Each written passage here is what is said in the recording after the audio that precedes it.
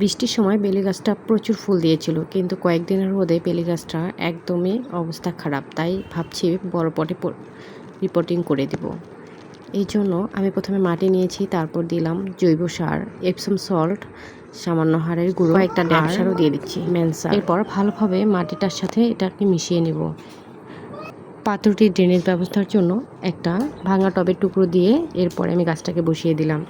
এখন মিশ্রিত মাটিটাকে দিয়ে আমি গাছটাকে একটু ছাঁটাই করে দিব। যেগুলোতে ফুল ফুটেছে আর আগাগুলো বেরিয়ে গেছে সেগুলো ছাঁটাই করে দিয়ে নতুন করে অনেক কুশি বের হবে এবং এখান থেকে প্রচুর ফুল পাওয়া যাবে। পরবর্তীতে আপনাদের সাথে আপডেট শেয়ার করব ইনশাআল্লাহ। ধন্যবাদ সবাইকে। ভিডিওটি ভালো লাগলে অবশ্যই শেয়ার করে পাশে থাকবেন।